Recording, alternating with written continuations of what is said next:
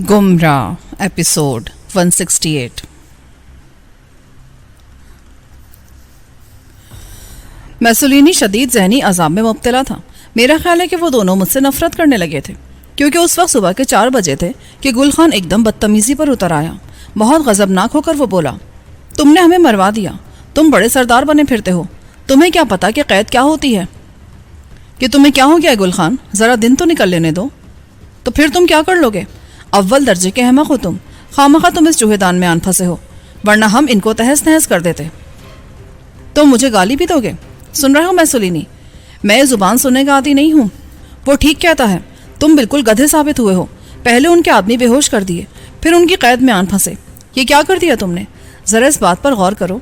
मेरा बस चले तो मैं तुम्हारा मुंह नोच लूँ, सिर्फ बहन जी का लिहाज है, वरना मैं तुम्हें जिंदा ज़मीन में गाड़ देता। क्या ये बेहतर नहीं कि तुम दोनों अपनी ये बकवास बंद रखो? मैंने जो कुछ किया है सोच समझ कर किया है, यही बेहतर था। क्या बेहतर था? यही कि हम यहाँ कुत्ते की मौत मरें। वो हमें बीड़ियाँ पहनाकर उधर नहर की खुदाई में जोत देंगे, वो यही करेंगे। उन्हें 3 आदमी और मिल जाएंगे, मुफ्त के 3 आदमी। कर लोगे तुम ये मुशक्क़त? ढोलोगे बोझ? इस बेगार को तुम समझते क्या हो? बड़े बड़े पनाह मांगते हैं इससे। वो सब तो ठीक है मैसोलिनी, मगर। गुल खान चमक कर बोला, क्या अगर मगर लगा रखी है तुमने? क्यों फंसा दिया तुमने हमें? बोलो, क्या लगता था तुम्हारा ये ताहिर अली? उसको देखते तुम इतने नर्म हो गए कि सीधे सवालात में आन फंसे। मैं तुम्हें जिंदा नहीं छोड़ूंगा। तुम जैसे खबीस आदमी को हमने अपना सरदार बना लिया, मैं बहन जी को भी जवाब दे लूंगा। उसने गजबनाक होकर अपने दोनों हाथ मेरे गिरेबान पर डालकर मुझे फर्श पर से उठा लिया। बोलो, क्या लगता था वो तुम्हारा? तुमने हमसे भरे हुए हथियार अलग रखवा दिए और उनके आगे डाल दिए भेड़ की तरह। ये कहते हुए उसने मेरे मुंह पर दाएं हाथ से थप्पड़ मारने की कोशिश की, मगर मैंने एकदम उसकी नाक पे टक्कर दे मारी। वो इतने जोर की टक्कर थी कि उसका उठा हुआ हाथ उठा ही रह गया। शायद उसका मगज हिल गया था। उसके हाथ से मेरा गिरेबान छूट गया। वो जरा सा झूमकर पीछे हटा और फिर वो मुझसे गत्थम गत्ता हो गया, इस हाल में कि उसकी नाक से खून बह निकला, जिसे उसने मुझ पर दोबारा हमलावर होने से पहले ही अपने आस्तीन से साफ कर लिया था। ओए, ये क्या करते हो गुल खान? छोड़ दो इसे, लड़ो मत यारो, हम पहले ही सख्त मुसीबत में हैं। मैसोलिनी ने हमें अलग करने की कोशिश की, मगर गुल खान ने मुझे अड़ंगा देकर एकदम नीचे गिरा दिया। वो बहुत ज्यादा गजबनाक हो रहा था और पता नहीं उसकी नीयत क्या थी। अगर उसके पास कोई हथियार होता तो वो जरूर मेरे सीने में घोंप देता। उसने चीखते हुए कहा, परे हट जा मैसोलिनी, मैं इसकी हिमाकत का मजा इसे चखा कर रहूंगा। ये कहकर उसने कोहनी मेरी आंख पर मारनी चाही। उसका इरादा समझते ही मैंने बड़ी मुश्किल से अपना चेहरा बचाया, वरना वो मुझे अंधा ही कर देता। कोहनी उसकी मेरे कंधे पर लगी। उसको यूं पागल होते देखकर मैंने दोनों हाथों से उसकी गर्दन दबोच ली और उसे पता भी न चल सका होगा जब मैंने उसकी रगें मसल दी। वो एकदम बेसुध हो गया। जब मैंने उसे परे हटाया तो वो लाश की तरह ढेर हो गया। ये से क्या कर दिया तुमने? इसकी नफ्स देखो, ये मुझे मार देना चाहता था, यही इरादा था इसका। ओए सरदार, तेरी ऐसी की तैसी, तूने इसे जान से मार दिया, मैं तुझे जिंदा नहीं छोड़ूंगा। मैसोलिनी ने दोनों हाथ जोड़कर मेरे सर पर जबरदस्त मुक्का लगाया। उसकी ज़रब इतनी शदीद थी कि मैं एक लहजे के लिए तो सुन होकर रह गया। फिर भी मैं अपनी जगह पर खड़ा रहा और बाएं हाथ से मैंने मैसोलिनी के जबड़े पर घूंसा दे मारा। उस घूंसे की कुव्वत का मुझे अंदाजा था। लालटेन की रोशनी में उसको देखकर मुझे वहशत होने लगी। उसका निचला जबड़ा अपनी जगह से खिसक गया था और वो भी शायद बेहोश हो गया था। चंद लम्हों तक मैं उसे देखता रहा, फिर आगे बढ़कर मैंने उसके जबड़े पर बायां पाँव रखकर उसका चेहरा दुरुस्त कर दिया, वरना वो इसी हालत में कहीं का कहीं पहुंच जाता। उन दोनों ने मुझे पागल कर दिया था। कोई 5 मिनट बाद मैंने देखा कि गुल खान का मुंह बंद हो चुका है और उसने जुबान अंदर दबा ली है, जिसका मतलब यह था कि वो अभी जिंदा है और उसकी नब्जें अब काम कर रही थी। सांस उसका अलबत्ता बहुत खिंच खिंच कर आ रहा था, फिर भी उसके जिंदा रहने की उम्मीद कायम हो गई थी। कोई 10 मिनट के बाद मैसोलिनी को होश आ गया और वो फर्श से उठकर दीवार के साथ टेक लगाकर बैठ गया। उसका जबड़ा शायद अभी तक अपनी जगह पर नहीं बैठा था। वो बार बार अपने मुंह का जाविया दुरुस्त कर रहा था, मगर मुझसे उसने कोई बात नहीं की। खुली खिड़की में से आवाज़ों का बेहंगम शोर ज़्यादा वाज़े सुनाई देता था। आदमी मुझे कोई नज़र नहीं आता था। क्वार्टर के अकबी हिस्से की दीवार सद रहा थी, मगर इतना मुझे मालूम था कि मैं आवाज़ों के करीब पहुंच चुका हूं। वो लोग ज़्यादा दूर नहीं थे। अभी मैसोलिनी को होश आए 5 मिनट ही गुजरे थे कि बाहर दरवाजे पर किसी ने हाथ डाल दिया।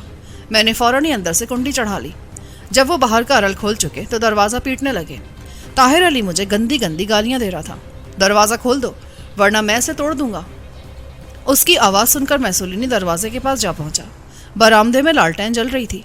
वो तख्ते की झिरियों में से झांक कर बोला, बाहर कदीम खान और उसके साथी खड़े हैं, हमारी कार वो इधर ही ले आए हैं, कुछ और लोग भी उनके साथ हैं। मैसोलिनी का लहजा बहुत ही जख्मी था। وہ میری طرف دیکھے بغیر بڑبڑایا، آپ نے اچھا نہیں کیا سردار صاحب، ان سے بھگتیں، اب آپ ہی بھگتیں، ہم نے کبھی ایسی ذلت نہیں اٹھائی تھی۔ مجھے افسوس ہے میسولینی، میرا فیصلہ واقعی بہت غلط تھا۔ یہ کہتے ہوئے میں کمرے کی عقبی کھڑکی کے پاس جا پہنچا۔ میں نے اسے کھولا۔ اس کے سامنے کوئی جالی یا سریے نہیں تھے۔ بائیں ہاتھ پر بھی ایک دیوار تھی اور سامنے بھی۔ لگتا تھا کہ کوارٹروں کے عقب میں کوئی 10 فٹ چوڑا صحن بنا تھا اور غسل خانے بھی وہیں بنائے گئے تھے، مگر ان تک پہنچنے کے لیے ہمارے کمرے میں کوئی راستہ نہیں رکھا گیا تھا۔ دروازہ دھڑا دھڑ بج رہا تھا اور وہ اسے کسی بھی لمحے توڑ سکتے تھے۔ برآمدے میں کوئی 13-14 آدمی جمع ہو گئے تھے اور وہ بہت زیادہ غضبناک ہو رہے تھے۔ آؤ میسولینی، میں باہر نکل رہا ہوں، مگر اس گل خان کا کیا کریں؟ اس کو پڑا رہنے دو، آؤ۔ یہ کہہ کر میں کھڑکی میں سے دوسری طرف کود گیا۔ میسولینی نے میرے کہنے کے مطابق کھڑکی میں سے چھلانگ لگا دی، مگر عین اس وقت بائیں ہاتھ کی دیوار پر مجھے 2 آدمی آتے دکھائی دیے۔ دیوار اونچی تھی اور وہ ابھی کوئی سہارا تلاش کر ہی رہے تھے کہ مجھے ان میں سے ایک کے ہاتھ میں اپنی اسٹینڈ گن نظر آ گئی، جسے اس نے دیوار پر رکھ دیا تھا تاکہ چڑھنے میں آسانی رہے۔ میں نے اچک کر وہ اسٹینڈ گن پکڑ لی اور پھر اوپر اٹھا تو میرا مغز الٹنے لگا۔ وہ ہماری جان کے دشمن ہو رہے تھے، ایسے میں انہیں بخش دینا کوئی عقل مندی کی بات نہیں تھی۔ میرے ذہنی تلاطم نے بلاخر مجھے پھر وحشی بنا دیا۔ جیسے وہ اوپر اٹھا میں نے اس پر گولی داغ دی۔ ایک بھیانک چیخ مار کر وہ دیوار سے کھسک گیا۔ ان لوگوں نے تیش میں آ کر دروازہ توڑ دیا، مگر میں اور میسولینی اس وقت تک عقبی دیوار پر جا چڑھے تھے۔ کمرے میں گھستے ہی ان لوگوں نے گل خان کو بے ہوشی کی حالت میں دیکھا تو اس سے کوئی تعارض کرنے کے بجائے وہ کھڑکی کی طرف لپکے، مگر میں اور میسولینی اس وقت تک دیوار کی دوسری طرف چھلانگ لگا چکے تھے۔ معلوم یہ ہوا کہ نیچے گہرائی ہی گہرائی ہے۔ دیوار پہاڑی کے بالکل آخری حصے پر تھی، جس پر سے کود جانے کے بعد شاید ہی کوئی زندہ سلامت بچتا ہوگا۔ ہم نیچے لڑک گئے کہ 5 منٹ تک ہمیں کسی بھی چیز نے سہارا نہیں دیا۔ گن پر میری گرفت بہت مضبوط تھی، وہ اتفاقاً ہی میرے ہاتھ آ گئی تھی اور اب میں اسی پر تکیہ کر رہا تھا۔ عین اس وقت دیوار کے اوپر سے کسی نے ہم پر گولی چلا دی، مگر ہم تو مسلسل نیچے کھسک رہے تھے، کوئی بھی گولی کارگر ثابت نہ ہوئی۔ پہلی باڑ کے بعد 1 منٹ کے وقفے سے ان کے ہاتھ پھر لبلبی پر جا پڑے، مگر اس عرصے میں ہم بہت نیچے جا چکے تھے۔ اب ہمیں وہ شور سمجھ آنے لگا تھا۔ وہ لوگ واقعی نہر کی کھدائی میں مصروف تھے۔ بے شمار لوگ جو بڑے بڑے گیس کے ہنڈولوں کی روشنی میں اس مٹی کے ساتھ مٹی ہو رہے تھے، ان کی تعداد یہی کوئی 300 تک تو ضرور ہوگی۔ وہ سروں پر مٹی لاد لاد کر کناروں تک پہنچا رہے تھے۔ کہیں کہیں گدھے بھی دکھائی دیتے تھے۔ کچھ لوگ ایسے بھی تھے جو ہاتھوں میں چابک لیے ان کے گرد گھوم رہے تھے۔ رات کے اس حصے میں وہ منظر دیکھ کر ہم حیران رہ گئے۔ نہر کا پاٹ کوئی 500 گز چوڑا تو ضروری ہوگا۔ وہ ہر جگہ پھیلے ہوئے تھے اور وہ جو ان سے یہ بیگار لے رہے تھے، ان کا غم و غصہ دیکھنے کی چیز تھا۔ کئی ایک تو ان میں سے گھوڑوں پر سوار تھے۔ چٹکی ہوئی چاندنی میں ان کی آوازیں اور ان آوازوں کی ماتمی لے مجھے بہت کچھ سمجھا رہی تھی۔ میسولینی ان سب کو بڑے غور سے دیکھ رہا تھا۔ وہ بولا، ان میں سے تو کئی لوگ میرے اپنے گاؤں کے ہیں۔ اس کی آواز بہت ہی گلوگیر ہو گئی۔ اس کا مطلب ہے کہ انہیں اسی بیگار کے لیے یہاں لایا گیا تھا۔ ہاں، مگر ان میں کوئی عورت تو نظر نہیں آتی۔ اتنی دور سے شاید ہمیں نظر نہ آ رہا ہو۔ آؤ آگے چلتے ہیں۔ یہ کہہ کر میں کپڑے جھاڑتا ہوا اپنی جگہ سے اٹھ گیا۔ ہمارے عقب سے اب گولیوں کی آواز نہیں آ رہی تھی۔ شاید انہوں نے اپنا پینترا بدل لیا تھا اور وہ کسی دوسری راہ سے ہمارے تعاقب میں لگ گئے تھے۔ ہمیں پناہ کی ضرورت تھی اور میری سمجھ میں نہیں آ رہا تھا کہ ہم ان سے تنہا کیسے نپٹیں گے۔ اتنی گولیاں وہاں چل گئی تھیں اور ان کی گونج چاروں طرف یوں پھیل گئی تھی کہ ارد گرد کے چرند پرند حیران ہو کر اپنے اپنے گھونسلوں اور کچھاروں سے باہر نکل آئے تھے، مگر نہر کی کھدائی میں مصروف لوگوں کو احساس تک نہ ہوا تھا کہ ان کے گرد کیا ہو رہا ہے۔ اس کا مطلب یہ تھا کہ وہ ایسی آوازوں کے عادی ہو چکے تھے۔ عین اس وقت مجھے محسوس ہوا کہ کچھ گھڑ سوار بہت تیزی سے پہاڑی کا چکر کاٹ کر اس طرف آ رہے ہیں جہاں ہم کھڑے تھے۔ ان کی تعداد 10 تو ضرور ہوگی اور وہ ہماری تلاش میں وہاں تک آن پہنچے تھے۔ ان سے براہ راست ٹکرا جانا ہمارے لیے کسی بھی طرح ممکن نہیں تھا۔ میری گن میں صرف 2 گولیاں موجود تھیں۔ میسولینی بالکل خالی ہاتھ تھا اور ہمارے سامنے ایک جوئے شیر آ گئی تھی جسے بہرحال ہمیں پاٹ دینا تھا۔ ہمارے دشمن سرتاپا مسلح تھے اور انہیں انتقامی جذبے نے پاگل کر رکھا تھا۔ آؤ میسولینی، ہم ادھر جنگل کی طرف نکلتے ہیں، آؤ، ورنہ یہ ہمیں جان سے مار دیں گے۔ میں نے جھاڑیوں میں کوہنیوں کے بل لیٹتے ہوئے کہا۔ ایک ایک لمحہ بہت قیمتی تھا۔ میسولینی بھی میرے ساتھ جھاڑیوں میں لیٹ کر آگے بڑھنے لگا۔ جنگل آہستہ آہستہ بہت گھنا اور گہرا ہوتا جا رہا تھا۔ میں اور میسولینی دبیز جھاڑیوں کے بیچ میں سے کوہنیوں کے بل لیٹ کر آگے بڑھ رہے تھے۔ ہماری حالت یہ ہو گئی کہ دونوں کے ہاتھ اور کوہنیاں چھل گئے، کپڑے بھی جگہ جگہ سے پھٹ گئے، مگر ہم کسی مضبوط اور محفوظ پناہ گاہ کی تلاش میں مسلسل آگے بڑھتے رہے۔ جنگل اب اس قدر گھنا ہو گیا تھا کہ ہمیں اوپر آسمان بھی نظر نہیں آ رہا تھا۔ جھاڑیاں اس قدر زیادہ تھی اور ان کی بیلیں یوں پھیلی ہوئی تھی کہ میں اور میسولینی ہانپنے لگتے۔ اب ہمیں نہر بھی دکھائی نہیں دے رہی تھی۔ وہ لوگ اوٹ میں چلے گئے تھے مگر ان کا شور اب بھی وہاں تک سنائی دیتا تھا۔ اچانک ہمیں ایک دم فراخی کا احساس ہونے لگا۔ جنگل کے اندر بڑ کا ایک بہت پرانا درخت اگا تھا جس کے نیچے کوئی جھاڑی نہیں اگی تھی. جہاں جہاں تک اس کا سایہ جاتا تھا وہاں تک زمین بالکل سفید تھی. ہم وہاں پہنچ کر کھڑے ہو گئے. گن میں نے سویٹر کے نیچے دبا لی. میسولینی نے ایک آہ بھری اور بولا, یہ فٹیک تو بہت مہنگی پڑی ہے. تم نے بہت زیادتی کی سردار جی, ورنہ ہم ان سے وہیں نبٹ سکتے تھے. دفع کر یار, اس بات کو بھول جا. میں تمہیں کہہ چکا ہوں کہ وہ میری غلطی تھی. پر فائدہ کیا ہوا, ہم گل خان کو تو وہیں چھوڑ آئے ہیں. وہ بے ہوش ہو گیا تھا. بہرحال اگر اسے انہوں نے گولی نہیں ماری تو ہم اسے بچا لیں گے, تم فکر مت کرو. اسی وقت ہمیں سامنے کی جھاڑیوں میں سے کسی کے چیخنے کی آواز سنائی دی. آواز کسی عورت کی تھی. لگتا تھا کہ وہ اپنے مد مقابل کو موٹی موٹی گالیاں دے رہی ہے. ابھی ہم صورتحال کو سمجھ نہ پائے تھے کہ ایک آدمی ان جھاڑیوں میں سے کسی کو کھینچتا ہوا بڑھ کے درخت کے نیچے آ گیا. ابھی ہم دوسری طرف گھنی جھاڑیوں میں سے نکلے ہی تھے. فاصلہ اتنا تھا کہ وہ فوراً ہی ہمیں نہ دیکھ سکا. اس نے عورت کو کھینچ کر چاندنی کے سائے میں پھینک دیا. وہ کوئی بہت ہی جوان عورت تھی جس کو اس نے وہاں لا ڈالا تھا. اس کے پیچھے ایک اور آدمی بھی تھا. وہ تیزی سے جھاڑیوں سے نکلا اور بولا, کیوں شور مچاتی ہے سوڑیے, یہ رونا دھونا یہاں نہیں چلے گا. شیر خان نے تڑاک سے ایک تھپڑ اس لڑکی کے منہ پہ دے مارا. اس کی آواز ایک دم بند ہو گئی. یوں لگتا تھا جیسے وہ سن ہو کر رہ گئی ہو. یہ کیا ہو رہا ہے میسولینی, تم دیکھ تو رہے ہو, مجھ سے کیا پوچھتے ہو؟ گولیاں میرے پاس 2 ہی بچی ہیں اور میں انہیں ضائع نہیں کرنا چاہتا. یہ کہہ کر میں بلاخیز رفتار سے لپکتا ہوا شیر خان کے پاس جا پہنچا اور جاتے ہی میں نے اس کی کمر میں ایسی ٹھوکر لگائی کہ وہ سر کے بل اچھلتا ہوا دوسری طرف جا گرا. وہ بے بس عورت درمیان میں جھول کر رہ گئی تھی, اور اگر میں وہاں نہ پہنچتا تو پھر کچھ ہی دیر بعد کچھ بھی باقی نہ بچتا. میرے قدموں کی آواز سے پریشان ہو کر تنے کے پیچھے چھپا ہوا ایک آدمی وہاں سے اٹھا اور مجھے شیر خان کی کمر پر ٹھوکر لگاتے دیکھ کر بولا, اوئے تو کون ہے, ماما لگتا ہے نکی کا. ابھی وہ اتنی ہی بات کہہ پایا تھا کہ میسولینی نے اسے پیچھے سے لپک کر اس طرح دبوچا کہ وہ بات مکمل نہ کر سکا. میسولینی نے اسے زمین سے کئی ہاتھ اوپر اچھال کر نیچے پھینک دیا. تب اس کو احساس ہوا کہ بات اتنی آسان نہیں ہے جتنی وہ سمجھ رہا ہے. اس اسنا میں نے اپنی گن سیدھی کر لی. شیر خان اس مٹیالی چاندنی کے سائے میں مجھے دیکھ کر سن ہو گیا. وہ جہاں لڑکا تھا وہاں سے اٹھ نہ سکا. اٹھ جا شیر خان, اب ہمت ہے تو ادھر آ, یہ نکی تیرے سامنے ہے, آ ادھر آ. میں نے اسے للکارتے ہوئے کہا. اس عرصے میں میسولینی نے ہانڈے کو بری طرح پیٹنا شروع کر دیا تھا. وہ اسے مارتا ہوا نکی کے پاس لے آیا. لے بی بی, اس کے منہ پر تھوک دے. اس بدماش نے تجھے کہاں سے اٹھایا تھا؟ ادھر جنگل میں لوگوں نے عورتوں کا کیمپ لگا رکھا ہے بھائی جی. میں اپنی ماں کے پاس سوئی تھی, اس نے میرے منہ پر کپڑا باندھ کر مجھے وہاں سے اٹھا لیا. وہاں سے ہر روز اسی طرح عورتیں اٹھا لیتے ہیں اور دن میں بھی ان کو نہیں چھوڑتے. وہ بدنصیب لوگ بیچارے. نکی نے کہا. شیر خان نے اسٹین گن دیکھ کر اپنے دونوں ہاتھ اوپر اٹھا لیے. اس کی بوتل نکی کے قریب ہی پڑی رہ گئی تھی. زمین پر پڑی بوتل اس نے غضبناک کیفیت میں اوپر اٹھا لی اور اس کا پیندہ زمین پر مار کر الگ کر دیا. اب بوتل کا ڈھانچہ اس کے ہاتھ میں تھا جسے اس نے ڈھکنے کی سم سے پکڑ لیا تھا. وہ بہت طاقتور عورت تھی. نکی جوش انتقام میں ایک دم شیر خان کے پاس پہنچی اور اس لرزتے کانپتے آدمی کے بال پکڑ کر اس نے بوتل اس کے منہ پہ دے ماری. شیر خان چیختا ہی رہ گیا. اس نے بہت کوشش کی خود کو بچانے کی, مگر نکی نے اسے مہلت نہ تھی. اس کا سارا چہرہ اس نے لہو لہان کر دیا. اس نے اپنے ہاتھوں سے سر اور چہرے کو بچانے کی بہت کوشش کی, مگر نکی نے وہاں بھی گہرے زخم لگا دیے, یہاں تک کہ شیر خان منہ کے بل زمین پر گر گیا. میرا خیال ہے کہ وہ بے ہوش ہو گیا تھا. وہ ایسے ہی غضبناک انتقام کا مستحق تھا. نکی اسے مارتی جاتی اور کہتی جاتی, یہ لے, یہ تیری ماں کے نام کا, یہ تیری بہن کے نام کا, یہ تیری بیٹی کے نام کا, سہ سے, یہ دیکھ میں تیرا قیمہ کر دوں گی. اس رات شاید شیر خان کا یوم حساب آن پہنچا تھا. مجھے گولی چلانے کی ضرورت ہی محسوس نہیں ہوئی. نکی نے خود ہی اپنا انتقام لے لیا. اس عرصے میں میسولینی نے ہانڈے کی دونوں ٹانگیں کھول کر اس طرح بیچ میں پاؤں دے رکھا تھا کہ جب وہ اس کے بازو کو مروڑتا تو ہانڈے کی کمر چٹکنے لگتی. وہ اوندھے منہ پڑا تھا اور میسولینی نے اس پر زندگی اجیرن کر رکھی تھی.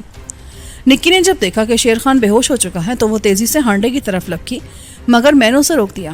ابھی نہیں بی بی, ابھی نہیں, ذرا رکو, اس سے ہمیں کچھ پوچھ گچھ لینے دو, یہ بہت ضروری ہے. آپ نہ آتے تو آج میں بھی تباہ ہو گئی تھی. یہ لوگ دن رات کتوں کی طرح کیمپ میں منڈلاتے رہتے ہیں, کوئی وقت ویلا نہیں دیکھتے. کل سمی پر جو بیت گئی وہ میں ہی جانتی ہوں. بیچاری شریف خان اور گلابوں کے ہاتھ آ گئی تھی. وہ اپنے ہی لہو میں ڈوب گئی. سارا کیمپ تھر تھر کرتا تھا. نکی نے دونوں ہاتھ آسمان کی طرف کر کے جوڑ دیے. اس کی آنکھوں سے آنسوؤں کے جھرنے پھوٹ نکلے تھے. مت رو نکی, مت رو, ایسا نہیں ہوگا, اب ایسا نہیں ہوگا میری بہن. مجھے بتا کہ وہ کیمپ کدھر ہے. وہ ادھر جنگل کے اندر تار کے پیچھے ایک جہنم ہے جس میں عورتوں کو باندھ کر رکھا جاتا ہے. پتہ نہیں وہ کس کس جگہ سے لائی گئی ہیں. ان کی تعداد کو 150 کے قریب ہوگی. ان میں بچیاں بھی ہیں اور بوڑھی عورتیں بھی, اور جو ان میں جوان ہیں وہ ان کا لقمہ بنی ہوئی ہیں. پتہ نہیں یہ کتنے ہیں، 3 4 4 کی ٹولیوں میں آتے ہیں اور وہاں سے جسے چاہتے ہیں اٹھا کر لے جاتے ہیں۔ میں 5 دن پہلے یہاں آئی تھی، میرا گھر فیاض پور میں ہے، یہ گاؤں ادھر دریا کے پار ہے، وہاں سے یہ مجھے اور میری ماں کو اٹھا لائے ہیں۔ ہم اس روز شام کے وقت کھیتوں سے واپس آ رہے تھے کہ ان لوگوں نے ہمیں ٹرک میں ڈال لیا اور یہاں لے آئے۔ ہم جیسے یہاں بہت سی ہیں، اس جنگل میں انہوں نے قیامت مچا رکھی ہے۔ بھائی جی، ہمارے نصیب ہمیں برباد کر گئے، کسی سے کیا شکوہ کریں۔ اور یہ کیمپ کہاں ہے؟ میں نے کہا ہے نا، ادھر جنگل کے اندر انہوں نے ایک جگہ کو صاف کر لیا ہے جس کے گرد خاردار تار بچھائے گئے ہیں۔ ان تاروں کے ارد گرد ان لوگوں نے بارودی سرنگیں بچھا دی ہیں تاکہ کوئی عورت باہر نہ جا سکے۔ اس خاردار تار کے پیچھے میرا اندازہ ہے کہ کوئی 150-200 عورتیں جمع ہیں۔ آج ہی مجھے ایک عورت بشیرن نے بتایا ہے کہ وہ لاڈلی گاؤں سے آئی ہے، اس کے ساتھ اور بھی بہت سی ہیں جو اسی گاؤں کی رہنے والی ہیں۔ سنا ہے اس گاؤں کے سارے مردوں کو بھی یہ اٹھا لائے ہیں۔ پتہ نہیں یہ کون لوگ ہیں، مردوں کو انہوں نے الگ کر کے خدا جانے کہاں رکھا ہے، وہ عورتوں کے کیمپ میں نہیں آ سکتے۔ یہ عورتوں سے سارا دن قالین بافی کرواتے ہیں۔ اس کام کے لیے انہوں نے کیمپ سے کچھ دور ایک کارخانہ بنا رکھا ہے، ہر عورت کو وہاں 10-12 گھنٹے کام کرنا پڑتا ہے۔ رات کو پہرے دار ان عورتوں کو لے کر کیمپ میں چھوڑ جاتے ہیں۔ کل میری بھی باری ہے، مجھے آج ان کا ایک بڑا دیکھ گیا تھا، اس کو یہ لوگ سر کہتے ہیں۔ میرا خیال ہے کل مجھے قالین بافی کے لیے نہیں بلکہ اس کے سامنے پیش کرنے کے لیے یہ لوگ لے جائیں گے، مگر اس ہانڈے اور شیر خان نے صبح کا بھی انتظار نہیں کیا اور یہ مجھے کیمپ سے اٹھا کر ابھی یہاں لے آئے۔ اللہ آپ کا بھلا کرے بھائی جی، میں کیسے آپ کا شکریہ ادا کروں، میری تو زندگی ہی برباد ہو گئی ہے۔ وہ میرے سامنے ہاتھ جوڑنے لگی۔ اس عرصے میں ہانڈے کی چیخیں برابر اٹھتی رہیں۔ میسولینی نے اس کی کمر پر سے پاؤں نہیں اٹھایا تھا اور اس کے دونوں ہاتھوں کو کھینچ کر وہ مسلسل ہانڈے کی کمر کے کڑاکے نکال رہا تھا۔ نکی ایک بار پھر غضبناک ہو کر ہانڈے کی طرف بڑھی مگر میں نے اسے روک دیا۔ ابھی نہیں میری بہن، ابھی نہیں، ہمیں اس ہانڈے سے کچھ پوچھ گچھ لینے دو، پھر تم جو چاہو سلوک کر سکتی ہو، بے شک اسے گولی مار دینا۔ اچھا، یہ بندوق آپ دے دیں گے مجھے؟ ہاں دے دیں گے، مگر صرف ایک گولی کے لیے، اس میں زیادہ گولیاں نہیں ہیں۔ اوہ اس کو ذرا اٹھاؤ میسولینی اور سیدھا کر، دیکھو تو یہ کیا کہتا ہے۔ میسولینی نے ہانڈے کی بال پکڑ کر اسے زمین سے اوپر اٹھا دیا اور پھر اسے اچانک کوئی بات یاد آ گئی۔ اس نے ہانڈے کے دونوں بازو کھینچ کر کمر کے پیچھے یکجا کیے۔ میسولینی نے اس کے سارے ہی قصبل نکال دیے تھے۔ اس نے آگے پیچھے دائیں بائیں ہر جگہ اس کی تلاشی لینے کی کوشش کی تو معلوم ہوا کہ وہ اپنی بغلوں کے نیچے خنجر چھپایا ہوا تھا۔ وہ میسولینی نے نکال کر نکی کی طرف پھینک دیا۔ مجھے حیرت ہے کہ ان کے پاس کوئی اور ہتھیار کیوں نہیں ہے۔ یہ ادھر باورچی خانے میں ہوں گے، ورنہ ان کے پاس ہتھیار تو ضرور ہوتے ہیں۔ کیوں ہانڈے، تو کیا کر رہا تھا یہاں پیارے؟ میں نے اس کے گریبان کو اپنی طرف کھینچتے ہوئے کہا۔ تم بولتے کیوں نہیں ہو؟ اس عورت کو کہاں سے لائے ہو تم؟ وہ جی، یہ ہمارے کیمپ میں رہتی ہے جناب۔ وہ تو یہ بتا چکی ہے، مگر تم اسے لائے کہاں سے تھے؟ وہ جی اپنا فرزند علی ہے نا، وہ لایا تھا ان کو فیاض پور سے، اکبر بھی اس کے ساتھ تھا۔ تم کیا کرتے ہو کیمپ میں؟ میں جی ادھر کارخانے میں انسٹرکٹر ہوں۔ گڈ، اور یہ لوگ یہاں کس نے بھرتی کر رکھے ہیں؟ جی میں سمجھا نہیں۔ سمجھ جاؤ ہانڈے، ان عورتوں کو یہاں کون لایا ہے؟ مجھے نہیں پتا جناب، میں تو یہاں قالین بافی کا کام کرتا ہوں۔ پیسے کتنے ملتے ہیں تمہیں؟ وہ میری مزدوری جمع کر رہے ہیں، کہتے ہیں سال بعد حساب ہوگا۔ انہوں نے مجھے 50 روپے روز پر ملازم رکھا ہوا ہے۔ تمہیں یہاں آئے ہوئے کتنا عرصہ ہوا ہے؟ 10 مہینے۔ کہاں کے رہنے والے ہو؟ لاہور کا۔ خود آئے تھے یا لائے گئے تھے؟ وہ جی میرا ایک یار مجھے یہاں لے آیا تھا، کہتا تھا وہاں زیادہ پیسے ملیں گے۔ یہ چترالی ملیشیا کسے کہتے ہیں؟ وہ جی سرکاری فوج ہے جناب، نہر کی کھدائی کروا رہی ہے۔ چترالی ملیشیا نام کی کوئی فوج نہیں ہے، تم خامخواہ فوج کو بدنام کرنا چاہتے ہو۔ جی میں کیا کہہ سکتا ہوں۔ اور یہ قدیم خان؟ وہ جی میں نے سنا ہے ان سب لوگوں کا انچارج ہے۔ نہر کا ٹھیکہ کس کے پاس ہے؟ کوئی نصر اللہ جان کلسوانی ہے، ان کے پاس ہے۔ رہتا کہاں ہے وہ؟ مجھے نہیں معلوم جی، اس کو کسی نے بھی نہیں دیکھا، کہتے ہیں کہ وہ لاہور کا رہنے والا ہے۔ گڈ، تم بہت بھلے آدمی ہو، قدیم خان سے پہلے ہی تم نکی کو لے اڑے، ہے نا یہی بات؟ وہ بس جی یہ شیر خان کی بدماشی ہے، یہی مجھ سے کہتا تھا کہ نکی کو اڑا لو۔ اور کتنی عورتیں لا چکے ہو تم ادھر؟ کوئی بھی نہیں جناب، یہ پہلا موقع ہے، مجھے تو اس شیر خان نے مروا دیا، ورنہ میں ایسا آدمی نہیں ہوں۔ وہ تو میں دیکھ ہی رہا ہوں، ادھر ان کوارٹروں میں کون لوگ رہتے ہیں؟ ملیشیا والے رہتے ہیں جناب، ان کی تعداد کوئی 50 کے قریب ہوگی، وہی نہر کی کھدائی کرواتے ہیں، ان کے پاس ڈھیر سارا اسلحہ ہے، کھٹاک سے گولی چلا دیتے ہیں، کام سارا دن جاری رہتا ہے، 50 میل لمبی نہر کا ٹھیکہ ہے ان کے پاس۔ اور وہ مزدور کہاں سے لیتے ہیں؟ پتہ نہیں جی، یہ تو انہیں ہی معلوم ہوگا۔ اب مجھے معاف کر دے بھائی جی، میں نکی سے معافی مانگتا ہوں سرکار، پھر میری توبہ ہے جناب، مجھے تو شیر خان نے مروا دیا، ورنہ میں ایسا آدمی نہیں ہوں۔ وہ تو میں دیکھ ہی رہا ہوں، تم ادھر ہی ٹھہرو میسولینی، اس شیر خان کا دھیان رکھو، میں ذرا کیمپ دیکھاؤں، آؤ ہانڈے میرے ساتھ۔ तुम भी आओ निक्की। मगर भाई जी आप कैसे जा सकेंगे वहाँ? कैंप के गिर्द तो बारूदी सुरंगें बिछी हैं। कोई दरवाज़ा तो होगा। वो तो है जी, पर वहाँ पहरेदार खड़े हैं, दिन रात निगरानी होती है। और तुम वहाँ से कैसे निकल आए थे? दूसरा दरवाज़ा भी मौजूद है जो कारखाने की तरफ जाता है, वहाँ भी मगर पहरेदार खड़े रहते हैं। देखो मैसुलिनी, ये होश में है कि नहीं? मैंने शेर खान की तरफ देखते हुए कहा। वो अभी तक औंधे मुंह पड़ा था और उसका ढेर सारा खून तालाब की सूरत में उसके सर के नीचे जमा हो रहा था। चांद उस वक्त कुछ ज़्यादा ही ताबनाक हो गया था। मैसुलिनी ने जाते ही शेर खान को उलट दिया, मगर वो तो शायद ख़त्म हो चुका था। उसके जिस्म में जान ही नहीं रह गई थी। मैं हांडे का ख्याल भुलाकर उसकी तरफ तेज़ी से लपका तो हमें यूं दूसरी तरफ मुतवज्जो देखकर हांडा एकदम वहाँ से भाग निकला। इतनी तेज़ी से वो झाड़ियों में जा छुपा कि मैसुलिनी कोशिश के बावजूद उसको निगाह में ना रख सका। ये बड़ी ही ख़तरनाक बात थी। मैं निक्की और शेर खान को वहीं छोड़कर लपकता हुआ झाड़ियों में जा निकला। हांडा मुझे कहीं नज़र नहीं आया, मगर वह भी ज़्यादा दूर नहीं निकला होगा। उसकी भी 2 ही टांगें थी और उसको ढूंढ लेना हमारे लिए बेहद ज़रूरी था। वो हमारे लिए कोई भी मुसीबत खड़ी कर सकता था। मैसुलिनी दाएं हाथ निकला और मैं बाएं।